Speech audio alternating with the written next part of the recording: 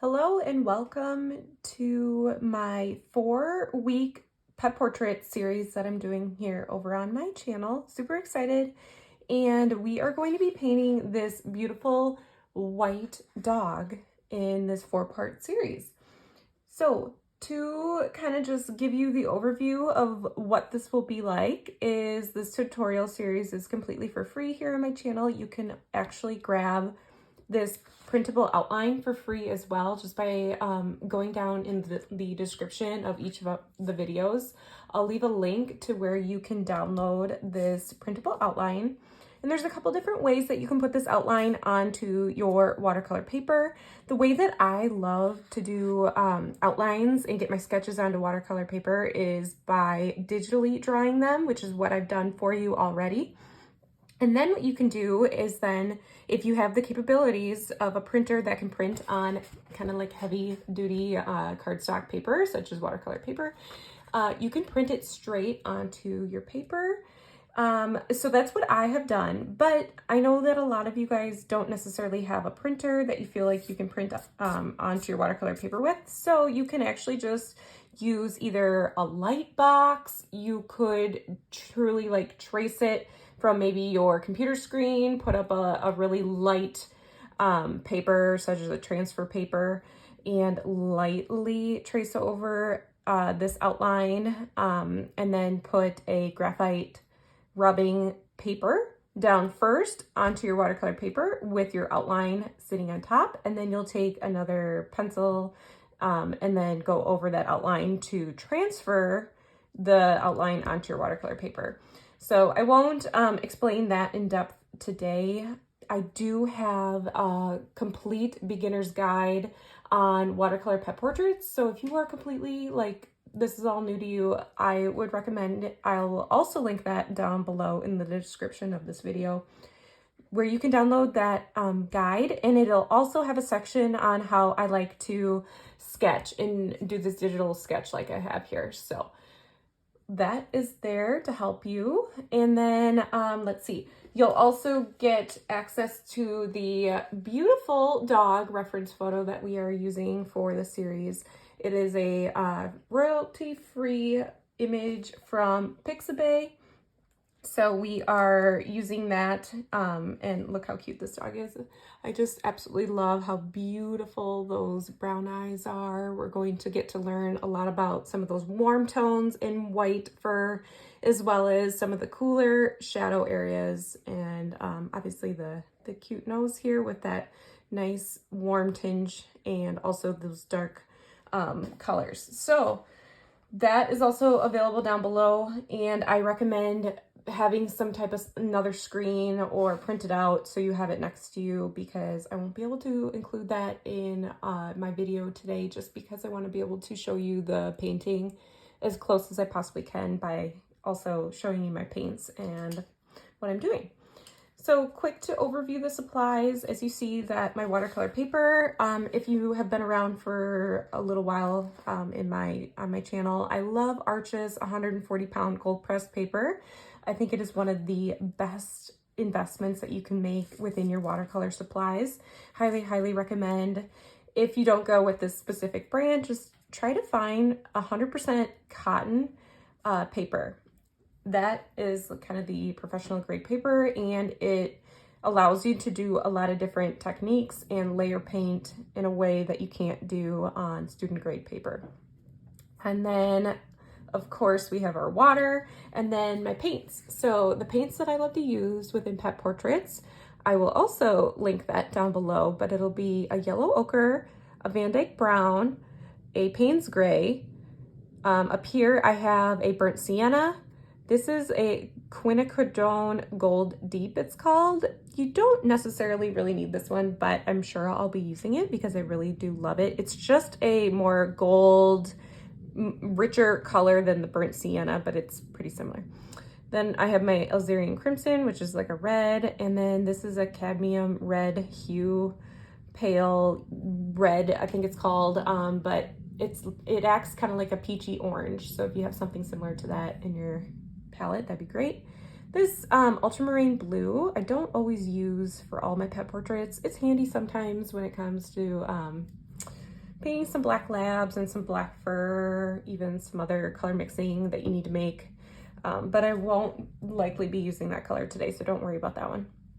And then also important to have is a bleed-proof white or some type of white gouache for especially this dog, but I use this for literally every pet portrait that I paint. I always have white details, whether it be the whiskers or just hairs within like the ears, the eyes, all over the place. I use this stuff at the end, and it's a opaque white. This isn't technically a paint, but it acts like a paint. So white gouache, or highly recommend this stuff.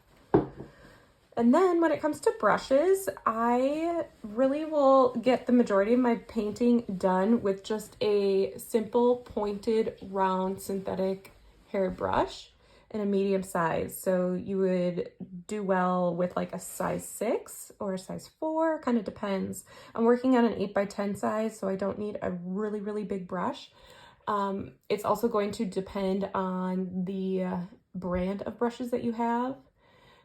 The sizes of brushes vary tremendously among different brands. So always a little bit frustrating when I kind of say, you know, go for a size 6. Well, size 6 could look a lot different in one brand versus another. So just keep that in mind. But I'm looking for something that's just kind of a versatile, medium-sized pointed round brush where I can get a nice point or a nice thick wash with this one brush. And then I will definitely want something smaller. So here's one that has even a greater point to it. That'd be nice for doing some areas around maybe the eyes, the ears, the mouth, and then something even tinier, which is what I use when I go to do like the bleed-proof white or any really detailed work at the end of the painting.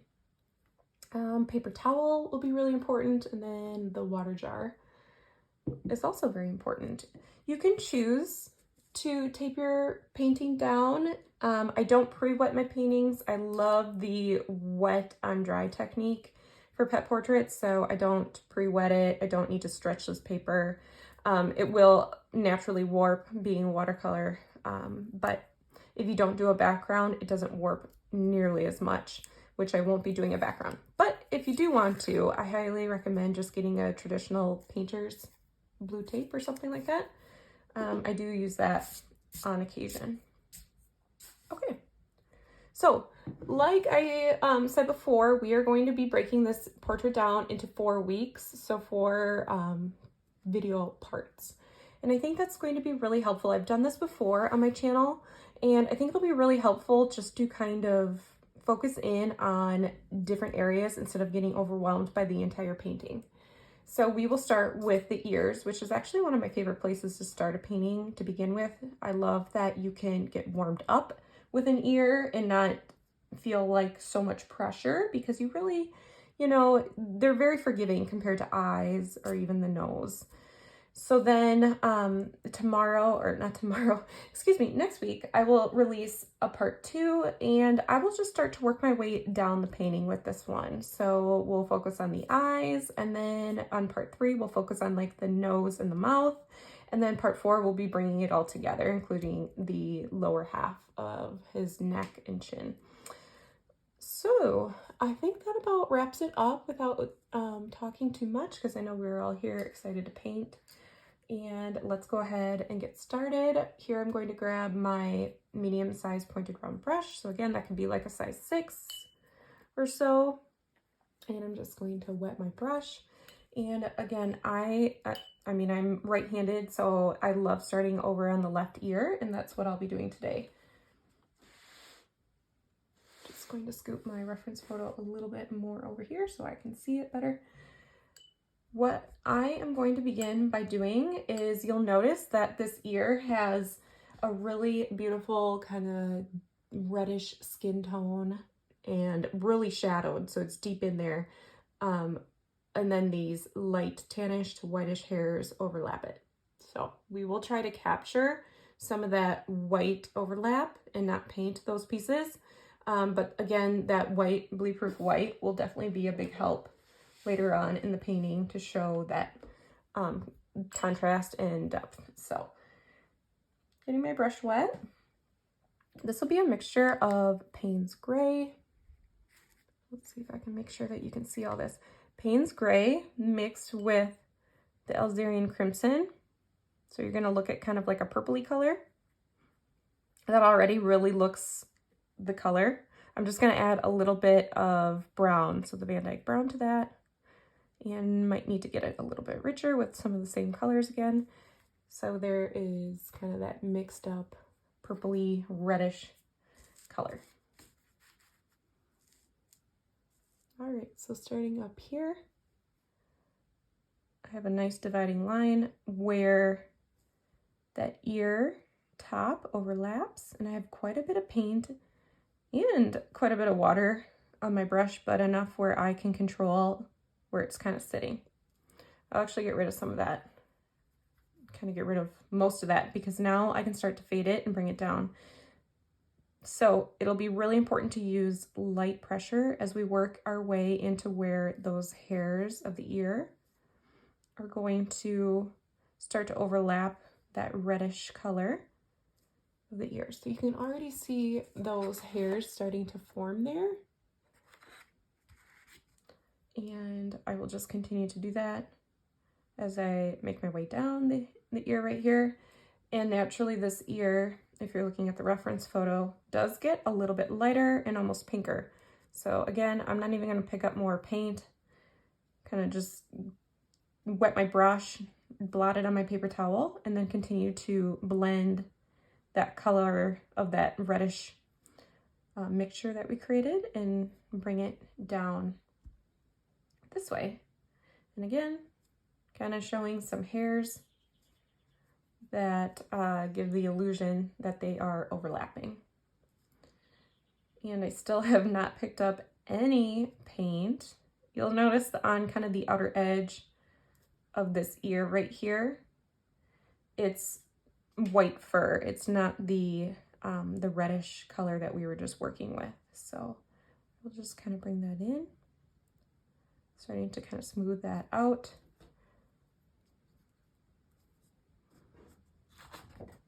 So already shows some nice depth by just doing that one layer.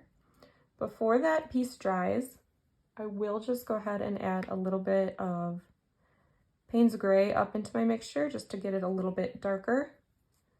Nice dark purple. And you'll notice that there's quite a bit of dark color up where that ear is overlapping. Whoops. I'll go ahead and get rid of that. And then just work at smoothing it down and blending it into, even using some hair texture strokes and pulling it down into this part of the ear. I just picked up a little more paint, so I want to show a little more depth into the bottom area where it's kind of overlapping in some of the hairs down here. But that's about all I'll do right there. And maybe even get rid of all that paint on my brush and just kind of scrub at it to help blend it so they aren't quite so stark lines there. Bring that up closer to you there. So just some really pretty depth of the blues, the reds, the browns, all kind of coming together for that ear. So now that we just worked on that part of the ear, let's see if I can kind of switch. I gotta move my reference photo up just so it doesn't quite take up so much room on my desk. Alrighty. So now we are going to work on this light kind of caramely tan color up in the ear here. That will be yellow ochre. Let's see if I can move this as well. It's always a process getting your workflow down, and that's why I love to start with things that are not quite so intense, like, you know, the ears are just a really great place to warm up. So I'm grabbing some yellow ochre, mixing it with a little Van Dyke brown, and then I'm also going to grab a little burnt sienna, and that's going to give me that nice light tan caramely color. Very little paint, mostly water on my brush. And I am going to start where I kind of see it the darkest, which is on this outer edge here. And just going to, there's actually a little more paint than I expected on my brush, but that's okay. So I will continue to just, I'm not really painting hair strokes per se. I'm just kind of filling in areas with that color. And I'm leaving this part white because it does fade to either a highlight or some type of white right there. So I'll get rid of the paint on my brush. Just picked up some water, blotted my paper towel, and then I'm just gonna scrub at that area to help just really lighten that. If you can leave a little bit of white of the paper there, that would be perfect. And then now I'll work my way down. Again, have not picked up any more paint on my brush, and I'll just work my way down into the dog's ear where the hair is starting to overlap that really dark area that we already painted. I'm leaving little bits of white showing in between some of that light tan, so you can kind of see there. So that's already starting to help show a little bit of like the hairs. So as I work my way down here, it gets to be a little more on the brownish gray side. So I'll pick up a little bit more of the Payne's Gray and just a little hint of the Payne's Gray and the Van Dyke Brown mixed together. Very little paint, mostly water on my brush. You can even blot your paper towel. And now I'll start to paint with little pressure, so I'm able to get some thin strokes as I work my way down this ear here. And again, that might have been too much paint. I won't worry about it because I will grab some water and get rid of all that paint on my brush. And then take the side of my brush and kind of run it over those hairs that I was just painting. And that'll just really help to smooth some of them out.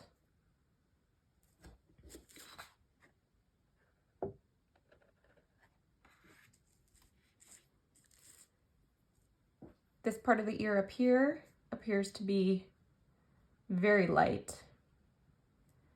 So I will just take whatever little paint is still left on my brush and just paint little thin strokes. Again, with very little pressure, just like that.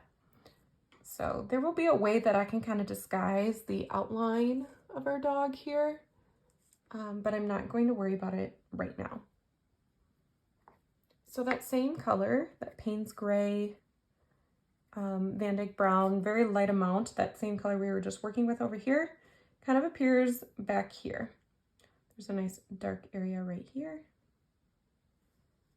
And we'll just kind of paint little flecks of that, whether it's shadowed or it's just the dog's coloring on the ear.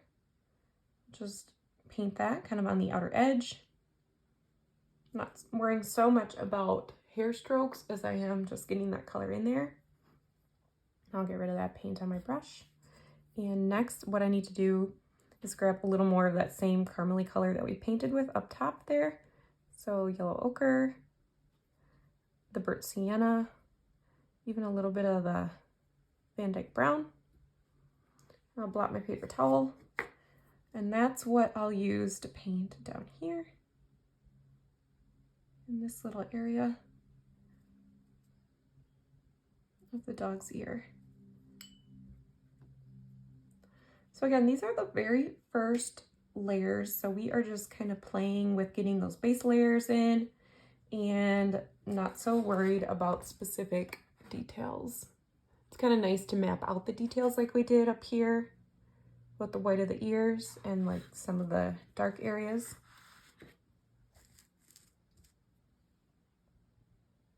Alrighty. So let's go ahead and work our way into the other ear here. Again, this is something that I really enjoy doing, is working my way into the ears first, and then we can work our way down into the face. Just want to make sure my camera is still looking good, which it is. Okay, so we now have this other ear. It kind of juts off the paper, and the ear on this side is a little bit warmer in its fleshy part of the ear, I should say. So I'm going to grab a little bit of the Alzerian Crimson, and I will grab a little bit of the burnt sienna. And that's a really great combination for a color within like the flesh. And then we'll probably use a little bit of this mixture that we made of the red and the Payne's gray and brown.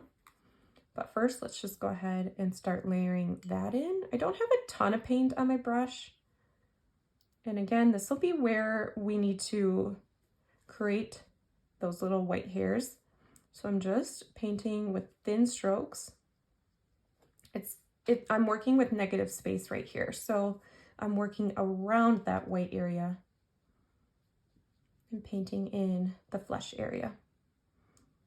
Don't worry if you feel like you painted too much. I know I definitely have already, and that'll be okay because we can highlight it with our bleed-proof white. So now I'm just picking up a little bit more water and continuing up, creating that jagged edge, and then this side kind of fades like that.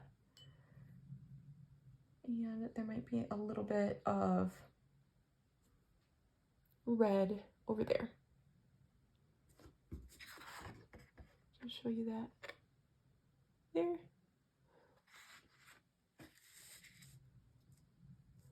Okay, so before we continue, if you have some mixture of that brown, Payne's gray, red, that I just want a little bit on my brush, that might be too much. So I'll just pick up a little water and blot my paper towel. I just need to put it down here into the shadowed area.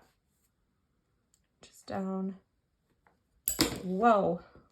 If you make mistakes like that, every once in a while, my brush will get a little bit crazy. No worries. I honestly could probably leave that because everywhere here is actually going to get really dark color. So I lucked out well, so maybe I won't worry about it. But if you do ever have problems, you just take a clean brush and then add a little water and grab your paper towel and just try to blot at it to lift some of that paint. But again, mine will be fine. Okay. Back to what we were doing. Up here, just adding a little bit of that reddish purpley color into some of the shadowed area, which is where the white hair is overlapping the inside of the dog's ear, and some up here. Oh, that might have been a little bit much. So very different than how we painted the other ear already. And then you can just kind of blend that down and out.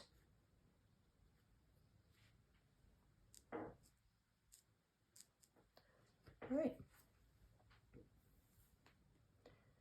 So the outside of the ear here, we are looking at the same thing where we had that light caramely color. So the yellow ochre and the Payne's gray, or not the Payne's gray, the burnt sienna. Getting my colors all mixed up. Okay, so the burnt sienna and the yellow ochre mixed together. You could add a little bit of Van Dyke brown into that. Kind of blot your paper towel so you don't have too much. Okay, so kind of where this part of the ear is, I'm just going to paint some fine little light pressured strokes to show a little bit of hair, and especially some that are jetting out from the ear here. And then I will go ahead and pick up water and blot my paper towel, and then I will just smooth some of that out and up the ear here. So that's one of my favorite ways to create that texture of hair. And then I also see up here in the dog's ear, just going to paint a little bit of a light stroke of that same caramely color, and I've just had enough on my brush. You don't need a whole lot. Again, this is a light dog, doesn't have a ton of color. And I'll put some on the outside here. And then we need to grab some more of that grayish color we created over here, grayish brown. So I will grab a little bit of the Van Dyke brown here, mix it with a little bit of our Payne's gray, mostly water, a little bit of paint, even dab or paper towel. This is going to help create this little, if you're looking at the reference photo, area right here. It's kind of like a behind this part of the dog's ear. So I'm just painting that in little strokes and then up the dog's ear here. And you can even paint some kind of jetting out from the ear to show a little texture. I will go ahead and use that same color that I have on my brush with very, very light strokes, very little pressure, and paint some hairs that kind of like painting out towards the edge of the ear here to show some texture. If you need to, just wet your brush, blot your paper towel, and you can run it over top, and that'll help smooth it out as well.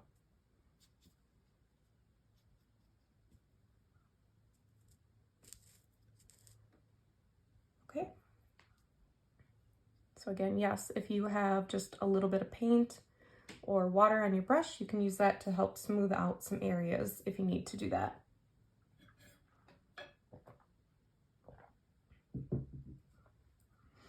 Okay. So what I won't be doing today, I will continue to finish this ear in this area, but what I will not be doing today is using the bleed proof white quite yet. This will wait until the very end, so part 4, when we'll bring the whole painting together, because once I start using this, it's going to create that opaque, pasty color, and I don't like that mixed with any other watercolor paints. So I will now continue down this part of the ear, and I'm going to use some of the light caramely color that I mixed up, which was that yellow ochre and the burnt sienna.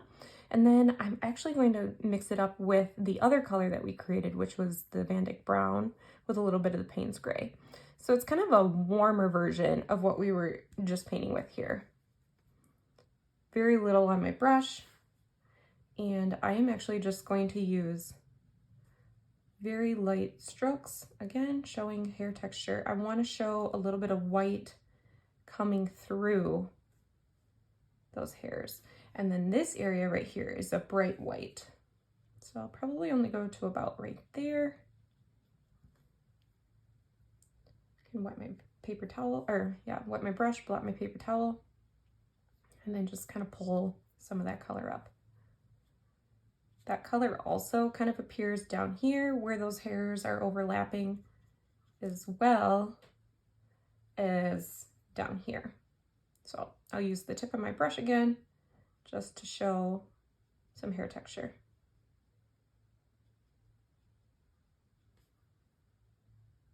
And then there's a nice bone structure of the dog's face. So I will just go ahead and add a little bit more color there, but that's going to help define the dog's face on that side. Okay. Now is a really good time to kind of look back and evaluate where things could get a little more texture and color dimension. So I'm kind of seeing up here that I would like to add just maybe a little more of that darker reddish color that we've used over here. So that was the Algerian crimson and the Payne's gray mixture. I'll go ahead and blot my paper towel. I don't need a whole ton. The bigger the brush, the more paint and water that it can hold, so just be kind of cautious. And I'm just going to do like a little bit of a stippling or creating some dots to create some texture. And then again, I will go back over that. And then down here, I'll paint strokes, kind of thick and thin coming out from where the white hairs are overlapping. Maybe some even over some of those dots. Just something that's going to create some texture. Okay, so I'll go ahead and get rid of all that paint on my brush, blot my paper towel, so now I have just kind of a damp brush, and I can go back over that just to help smooth or lighten any areas that kind of needed to not be so stark with texture. All right, so now kind of looking over here at this ear, I am going to grab a little more of this grayish color. Now that I've been able to let this area dry, I can use the wet on dry technique to create some more hair texture. So here's my Payne's Gray. I'm going to mix that with some of the Van Dyke Brown. Don't need a whole lot. It's kind of that grayish brown color. And then being careful not to bump your painting on this side, but very light pressure. This is what I'll use to now start showing some of the hair strokes in the ears. So you can kind of see that I've started to create that texture. I won't paint it everywhere, but then there's some up here, and we want to paint in the direction that the hairs appear, so they kind of come up and over. And those white hairs that are coming over, they do have some dark hairs that help, or not the dark hairs, but the shadowed hairs that help separate them. Okay, so something like that. This will be a really helpful color if you wanted to help disguise that outline. You can even add some kind of jetting out from the outside of the ear. Even though we don't necessarily see that in the reference photo, it really helps to paint the picture, literally, of showing the outer edge of the dog's ear, especially if we don't have a background. You can kind of use your artistic judgment. Okay, so I'll just wet my brush and just kind of soften some of those areas like that. And let's see, I do see some of that kind of that darker color here again, and that's going to layer nicely over that caramel brown color that we already painted. And also back here, kind of where this dog's ear has that little bit of an overlap.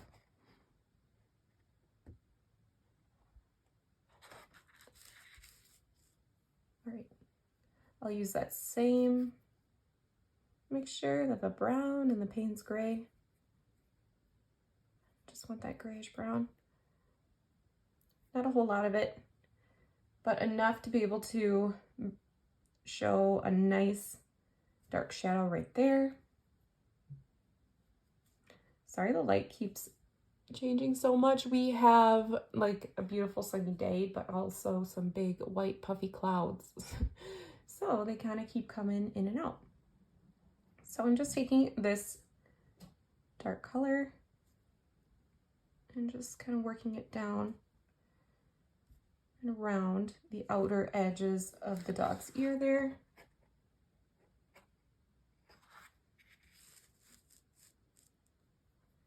And then I'll also take it. Again, we will go back through and add more to this area in a future next week video. But for right now, I'll just start to shape out the bottom part of this ear here with the same lightish gray color, brown color that I created. And we'll even help to kind of separate with some thin lines of the hairs coming down off of that ear.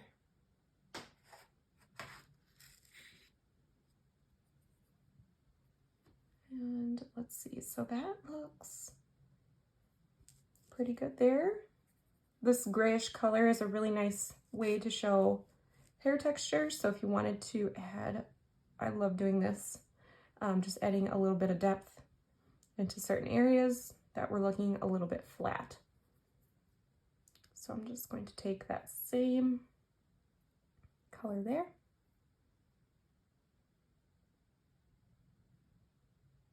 And just help to divide up some of that hair and show nice long strokes.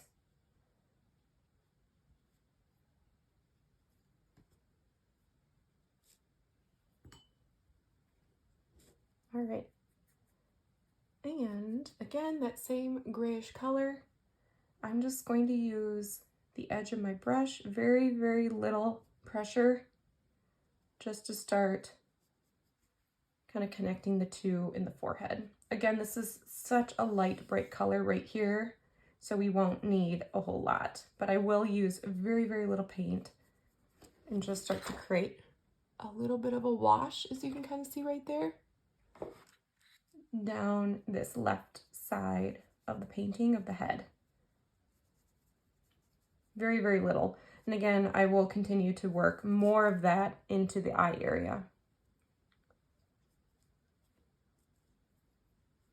All right.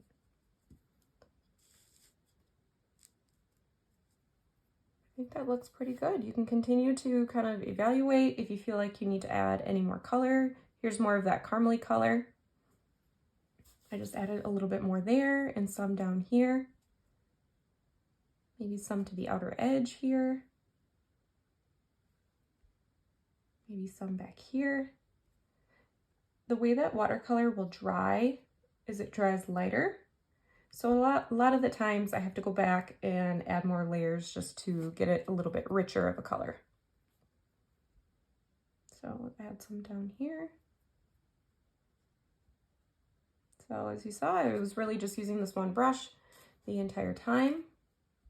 Super versatile brush, just using a little bit of water just to help blend some of that area in if it got too dark.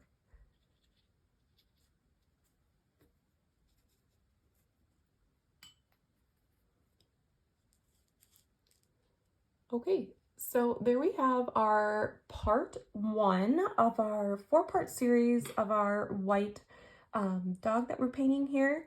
And if you have any questions along the way, please let me know. Drop your comments below this video and I would be so happy to help answer anything.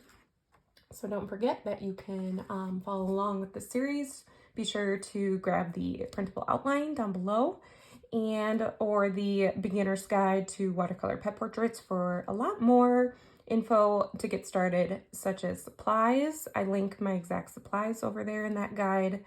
And then you can also see some simple tips on white pets if you need some more color mixing tips. It really covers everything to help you learn those fundamentals to getting started with pet portraits.